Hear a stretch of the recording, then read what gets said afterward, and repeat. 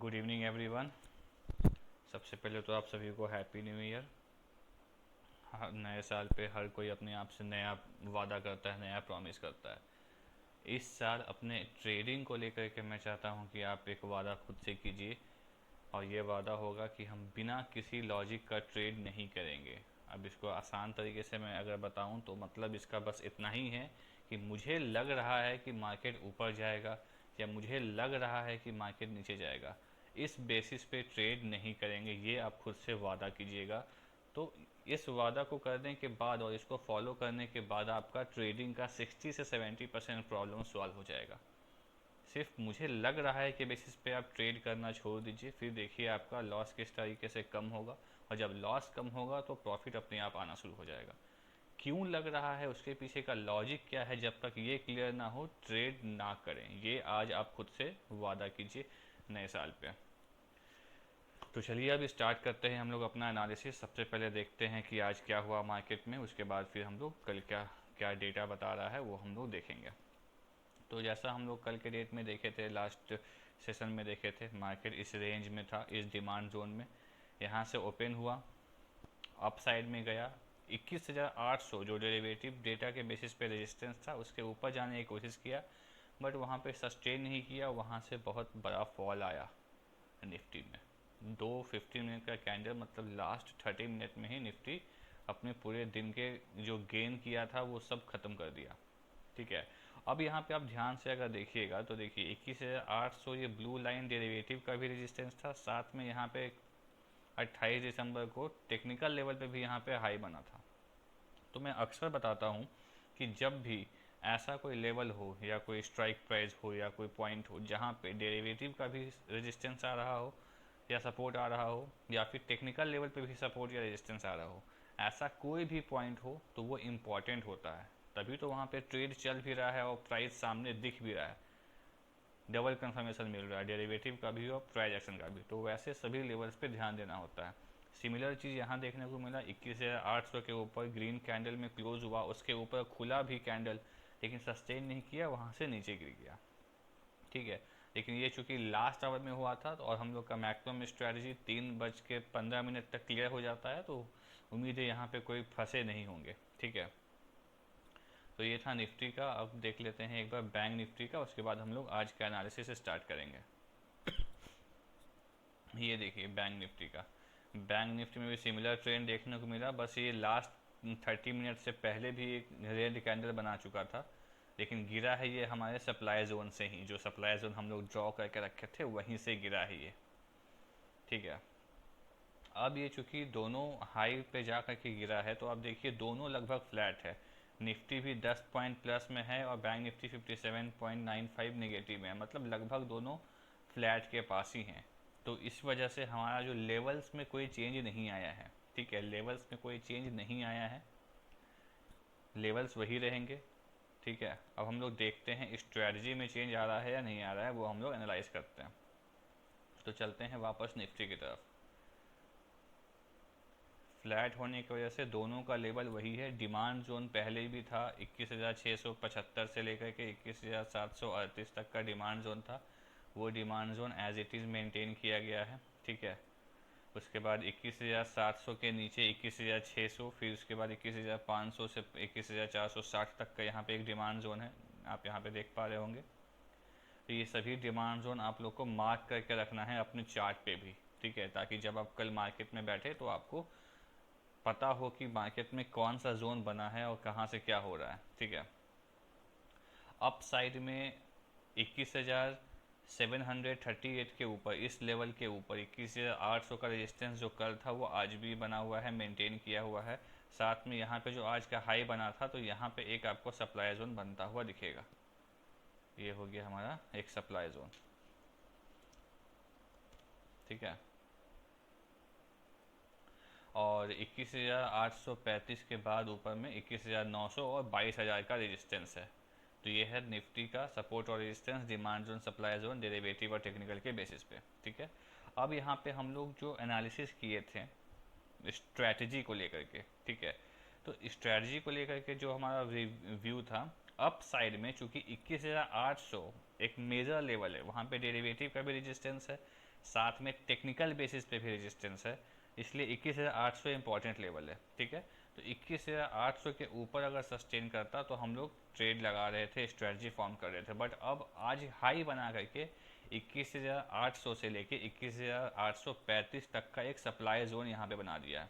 तो हम लोग का ये जो पहले स्ट्रेटजी था 21,800, उसको हम लोग 21,835 कर देंगे। एक मतलब 21,835 जो सप्लाई जोन है उसके ऊपर अगर जाता है निफ्टी, तब वहाँ पे हम लोग 21,700 का पुट सेल और 21,600 का पुट यहाँ पे बाई किया जा सकता है। ठीक है,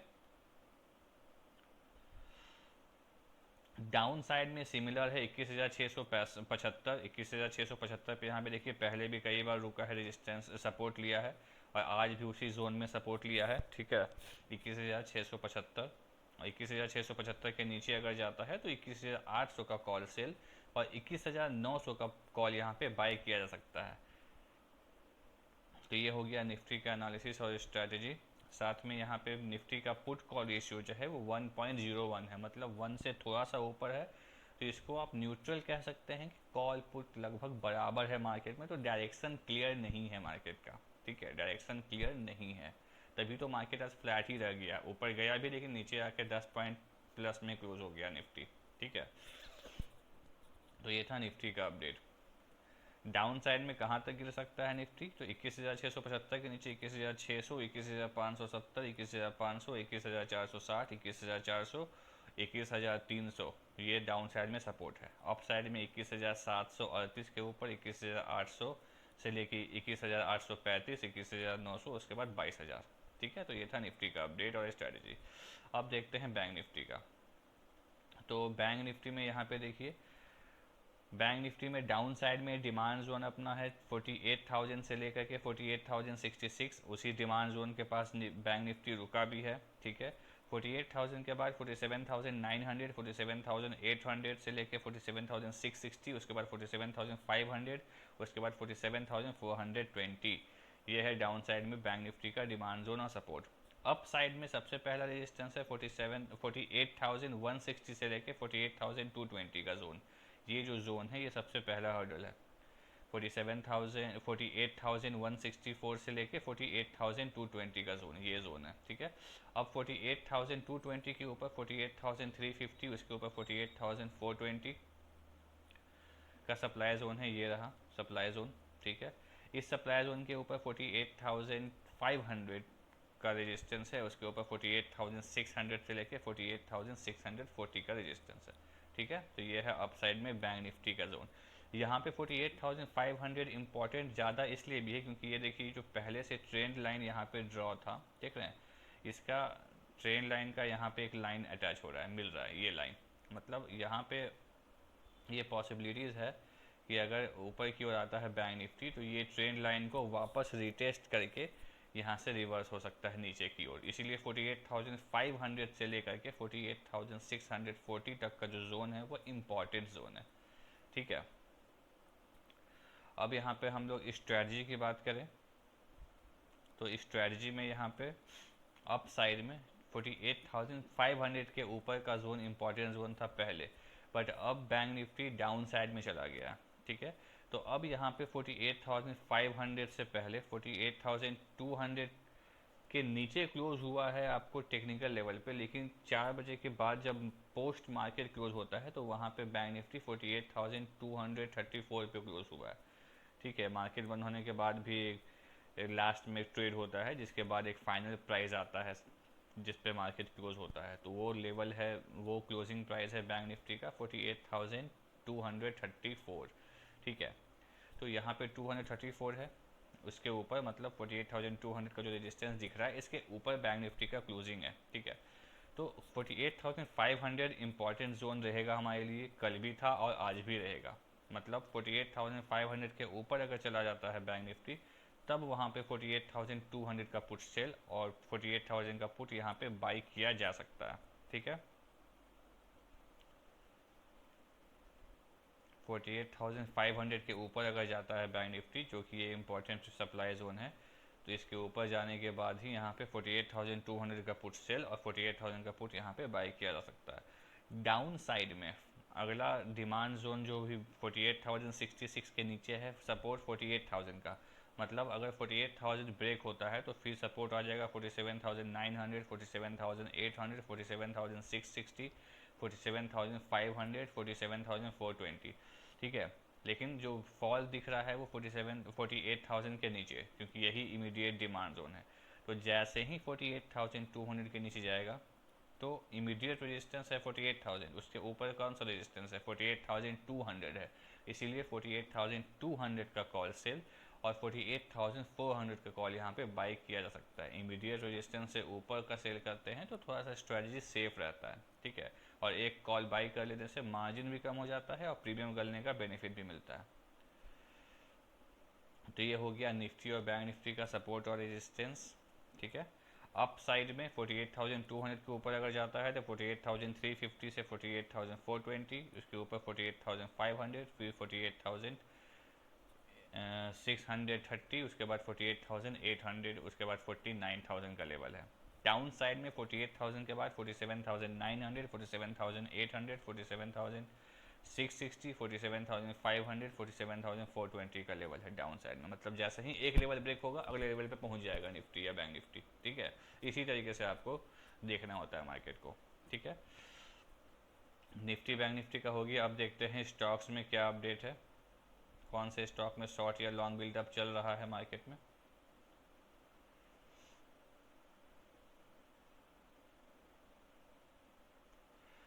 पीसीआर बैंक निफ्टी का पुट कॉल रेशियो की बात करें तो बैंक निफ्टी का पीसीआर है 0.84, मतलब निफ्टी का पीसीआर न्यूट्रल बता रहा है 1 पे, मतलब कॉल पुट दोनों बराबर है, बट बैंक निफ्टी का जो पीसीआर है वो 1 से नीचे है। इट मीन्स कि बैंक निफ्टी में बेयरिश सेंटीमेंट दिख रहा है, ठीक है। इसलिए बैंक निफ्टी में पोजीशन बनाने में थोड़ा सा अलर्ट रहिएगा, क्योंकि क्या होता है ना, जब भी निफ्टी और बैंक निफ्टी दोनों एक डायरेक्शन में अगर दिखे तब तो बहुत अच्छा, लेकिन जब दोनों अलग अलग डायरेक्शन में दिखता है तब वहाँ पे एक रेड फ्लैग रेज होता है कि या तो निफ्टी बैंक निफ्टी को ऊपर सस्टेन करवाएगा या फिर बैंक निफ्टी निफ्टी को नीचे लेके चला जाएगा। दोनों में से एक काम तो हो ही सकता है, ठीक है। तो इसलिए इस चीज़ का आप लोग ध्यान रखिएगा। तो अब यहाँ पे लॉन्ग बिल्डअप में आज है आइडिया, न्यूज़ के कारण लॉन्ग बिल्डअप हुआ है। हम लोग आइडिया का नहीं देखेंगे। क्यों नहीं देखेंगे? क्योंकि आइडिया में लिक्विडिटी का प्रॉब्लम होता है, लॉट साइज काफ़ी बड़ा होता है, तो जनरली लोग इसमें डेरिवेटिव में ट्रेड नहीं करते हैं, रिटेल ट्रेडर्स अवॉइड करते हैं इसको, ठीक है। इसीलिए हम लोग आइडिया को हटा के मदरसन सुमी जो है वो हम लोग देखते हैं कि मदरसन सुमी में क्या चल रहा है।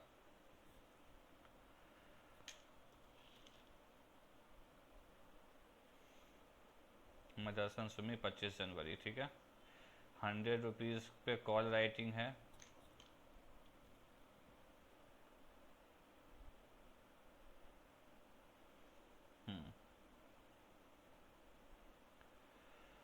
तो पहले हम लोग रेजिस्टेंस मार्क कर ले 100, 102, 105, 100,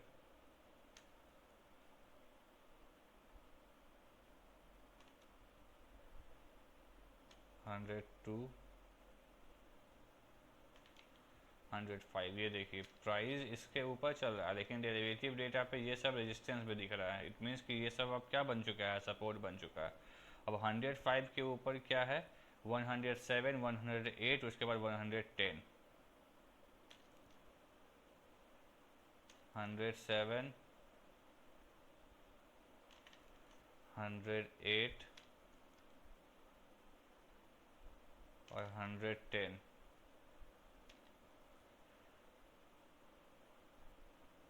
डाउन साइड में सपोर्ट तो वो कॉल के बेसिस पे बन ही चुका था।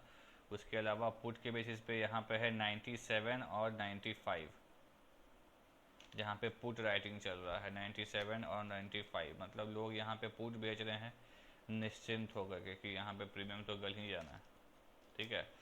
तो ये निकल गया मदरसन सुमी का। अपने चार्ट पे ये संवर्धना मदरसन सुमी दिखता है, इसीलिए कंफ्यूज नहीं होना है, ठीक है। तो मदरसन सुमी का अप साइड में रेजिस्टेंस है 107, उसके ऊपर 108, फिर 110। डाउन साइड में 105, 105 के नीचे 102, फिर 100, फिर 97, फिर 95। ये है डेरिवेटिव डेटा के बेसिस पे मदरसन सुमी का सपोर्ट और रेजिस्टेंस। अब टेक्निकल बेसिस पे देखिएगा तो यहाँ पे एक आपको सप्लाई जोन मिलेगा। क्यों? यहाँ पे देखिए प्राइस पहले गया, रिजेक्ट किया, नीचे गया, फिर ब्रेक किया, फिर इस जोन में जाके रुक गया। ठीक है, तो ये दोनों जोन क्लियरली बता रहा है कि यहाँ पे प्राइस को रोकने की कोशिश की जा रही है। तो इसको हम लोग सप्लाई जोन लिख दिए।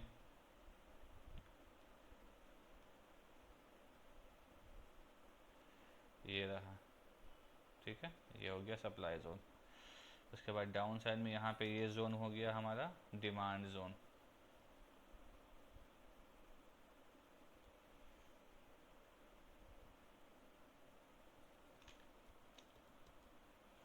ये हो गया डिमांड जोन। ठीक है, इस तरीके से यहाँ पे हम लोग ये कर देंगे।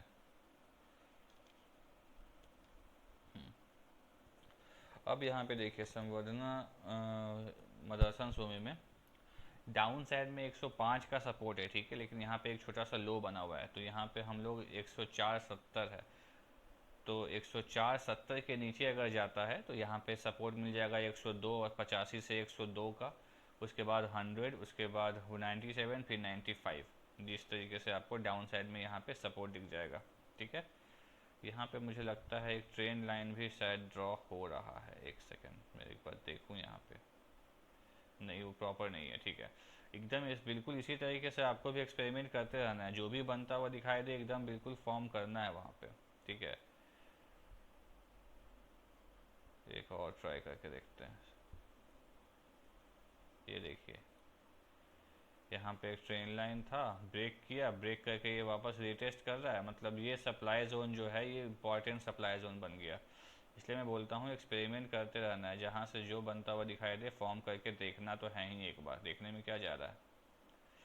जब एनालिसिस कर ही रहे हैं तो अच्छे से कर लें। अब ये देखिए, ठीक है, तो अब यहाँ पे आप देख सकते हैं यहाँ पे एक छोटा सा ट्रेन लाइन बना था, उसके बाद ये ब्रेकआउट दिया है, वापस रिटेस्ट किया है, तो ये पॉसिबल है कि इस सप्लाई जोन में वापस मदरसन सुमी आकर के यहाँ से नीचे की ओर चला जाए, अदरवाइज इस सप्लाई जोन के ऊपर ब्रेक कर दे।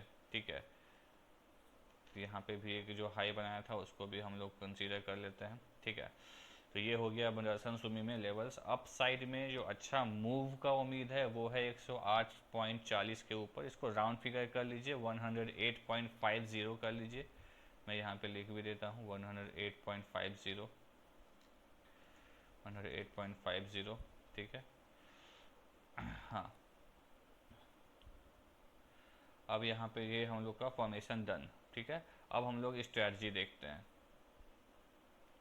अप साइड में जो लेवल है हम लोग का वो क्या है, 108.50, 108.50। ठीक है, तो 108.50 के ऊपर सस्टेन करने पर जैसे ही 108.50 ब्रेक करेगा तो इमीडिएट सपोर्ट क्या है 108, तो हम लोग 108 पे कुछ नहीं करते हैं, तो हम लोग कहाँ चले जाएंगे 160 का पुट सेल एंड 106 का पुट बाय किया जा सकता है। ठीक है, इस तरीके से आपको स्ट्रैटेजी फॉर्मेशन करना है, क्योंकि हम लोग मार्केट से 1-1.5 रुपये ही दूर हैं, तो रिस्क ज़्यादा है, इसीलिए नीचे जो बाइंग भी किए हैं वो 1 रुपया दूर पे किए हैं, ताकि वो जो रिस्क है मार्केट के नज़दीक रहने का वो रिस्क कम हो सके। ठीक है, हर एक पॉइंट का लॉजिक है, उसी लॉजिक को आपको समझना है, तभी आप स्ट्रैटेजी फॉर्मेशन खुद से सीख पाएंगे। अब डाउन साइड में यहाँ पे क्लियरली दिख रहा है 104.70, नीचे में डाउन साइड में सपोर्ट है, उसके नीचे 102, 101, 197, 95 का लेवल है। ठीक है, तो यहाँ पे हम लोग 104.7 के नीचे सस्टेन करने पर 104.7 जो कि इमीडिएट रेजिस्टेंस क्या है 105, तो इमीडिएट पे नहीं करते हैं, उसके ऊपर करते हैं, तो 107 का कॉल सेल एंड अब यहाँ पे हम लोग 2 पॉइंट दूर है ना, लेकिन चूंकि कॉल साइड में बेच रहे हैं और जब मार्केट में अप साइड आता है इसमें लॉन्ग बिल्डअप हुआ था तो ऊपर जाने का रिस्क ज़्यादा है ना, तो इसलिए हम लोग यहाँ पे 108 का ही कॉल बाई करेंगे। मार्केट से हम लोग 2 पॉइंट दूर का बेच रहे हैं, लेकिन बाइंग एक ही पॉइंट दूर का करेंगे। क्यों? क्योंकि लॉन्ग बिल्डअप हुआ है स्टॉक में, मतलब ऊपर जाने का रिस्क ज़्यादा है, इसलिए हम लोग सिर्फ 1 रुपया का यहाँ पे स्प्रेड लिए हैं ताकि रिस्क कम रहे। तो ये हो गया मदरसन सुमी का एनालिसिस और स्ट्रेटजी। शॉर्ट बिल्डअप में हमारे पास आज दिख रहा है आइसर मोटर। तो आइसर मोटर यहाँ पे हम लोग अप्लाई करते हैं, देखते हैं।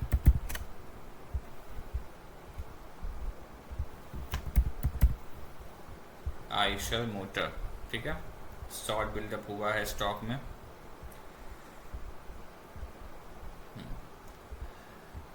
तो यहाँ देखिए आइसर मोटर में रेजिस्टेंस यहाँ पे दिख रहा है 4100, उसके पहले 4050, 4050, 4060, 4080 और 4100, मतलब 20 पॉइंट का जो स्प्रेड है उस पर 50 से 60, फिर 60 से 80, 80 से 4100, मतलब 10 पॉइंट 20 पॉइंट ऐसे करके स्प्रेड दिख रहा है यहाँ पे। टेक्निकली है 20 पॉइंट का, बट यहाँ पे 40-50 पे भी है, ठीक है, कोई दिक्कत नहीं है। तो यहाँ पे जो बेसिकली हमारा जो रेजिस्टेंस बनेगा 4050 बनेगा और 4100, ये एक पूरा जोन क्रिएट करेगा, क्योंकि लगातार इतना एरिया में सेलिंग चल रहा है ना, तो ये हमारा एक सप्लाई जोन बनेगा, ठीक है। मतलब आइसर मोटर में जो तेजी आ सकता है वो आ सकता है 4100 के ऊपर, क्योंकि देख रहे हैं यहाँ पे क्लियरली दिख रहा है कि 4100 के ऊपर जो मेजर सेलिंग चल रहा है वो 4200 पे चल रहा है, मतलब 100 पॉइंट का गैप। और बीच में भी यहाँ पे 4140, यानी कि एक बार 4100 ब्रेक कर देगा अपसाइड में तो 4140 तक तो जा ही सकता है, ठीक है। तो यहाँ पे हम लोग इसको ड्रॉ कर लेते हैं, 4140 को ड्रॉ कर लिए, उसके बाद 4200 को, सॉरी 42,000 हो गया, तो 4200 को ड्रॉ कर लिए, हाँ ठीक है। ये बीच में एक 4120 भी है, मतलब अप साइड में 4100 के ऊपर लोग एकदम निश्चिंत होकर सेलिंग कर रहे हैं 4100 के ऊपर, ठीक है। डाउन साइड में सपोर्ट है यहाँ पे 4000 का, 4000 के बाद सीधा 3900 का, मतलब पुट राइटर्स डरे हुए दिख रहे हैं, क्लियरली डरे हुए दिख रहे हैं 4000, 3900, ठीक है, ये हो गया। अब 15 मिनट के टाइम फ्रेम में आ जाते हैं। 15 मिनट के टाइम फ्रेम में आप देखिए ये एक जोन है, ठीक है, जो इमीडिएट बेसिस पे यहाँ पे आज देखिए डोजी जैसा फॉर्मेशन किया था, ये कंफ्यूजिंग कैंडल होता है, यहाँ से नीचे आया, फिर अगला कैंडल यहाँ देखिए आप लोग। अब क्यों यहाँ पे हम आग कर रहे हैं इसका भी लॉजिक समझेंगे हम लोग, ठीक है, बिना लॉजिक समझे इस साल कोई ट्रेड नहीं करना है, ठीक है। अब यहाँ पे देखिए पहले ये जोन रेजिस्टेंस बना, फिर ये ब्रेक हुआ, नीचे आया, इसी जोन पे मार्केट रुकने की कोशिश कर रहा है, देख रहे हैं, फिर यहाँ से ऊपर की ओर गया, ठीक है, हाई बनाया, मेजर फॉल हुआ, फिर इस जोन में मार्केट रोकने की कोशिश किया, ठीक है। तो आप इसको ऐसे समझिए कि जब इतना बड़ा कैंडल में सेलिंग हुआ और इस जोन में रुकने की कोशिश की, इट मीन्स कि इस जोन में कुछ तो चल रहा है कहानी। पहले भी ये जोन रेजिस्टेंस बना हुआ था, फिर ब्रेक हुआ, फिर ये जोन सपोर्ट बना, फिर वापस इतना बड़ा फॉल ये जोन झेल गया, रोक लिया, फिर यहाँ से ऊपर आया, फिर इस जोन को ब्रेक किया, लेकिन जोन को ब्रेक करने के बाद देख ना फॉल का रेशियो कितना कम हो गया है, जिस स्पीड में गिर रहा था वो स्पीड यहाँ काफ़ी कम हो गया। इट मीन्स कि ये क्लियरली बता रहा है कि ये लेवल, ये जोन और ये जोन यहाँ पे बायर सेलर एक्टिव है, ठीक है, यहाँ पे बायर सेलर एक्टिव है, इसलिए इस जोन पे ध्यान देना। अब डाउन साइड में आपको ये देखना है, ये लेवल देखिए,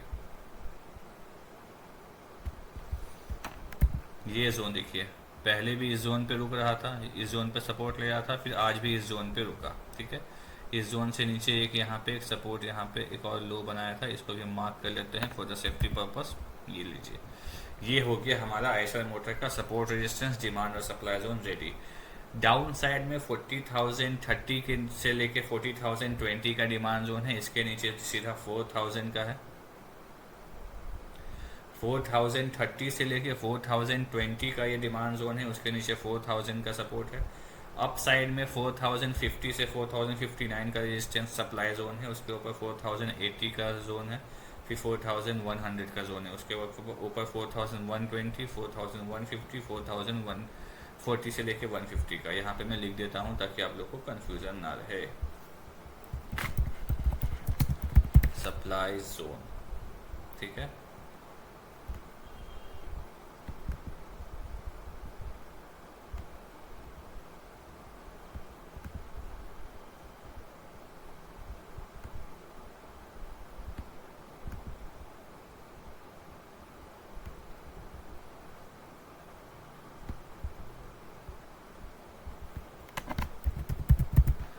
डिमांड जोन, ठीक है। हाँ, तो ये बन गया हमारा आईएसआर मोटर में सपोर्ट और रेजिस्टेंस, सप्लाईज में डिमांड जोन। डाउन साइड में आईएसआर मोटर में 4030 से 4020 का डिमांड जोन। डिमांड जोन में हम लोग सेलिंग नहीं करते हैं जब तक डिमांड जोन ब्रेक ना हो जाए। मतलब अगर 4020 के नीचे चला गया आईएसआर मोटर तो 4000 का सपोर्ट। अप साइड में 4059 का तक का सप्लाई जोन है 4050 से, तो 4059 के ऊपर चला गया तो अप साइड में 4080 से लेके 4100 तक का सप्लाई जोन। उसके बाद 4120, 4140, 4150। तो ये है आईएसआर मोटर का सपोर्ट और रेजिस्टेंस।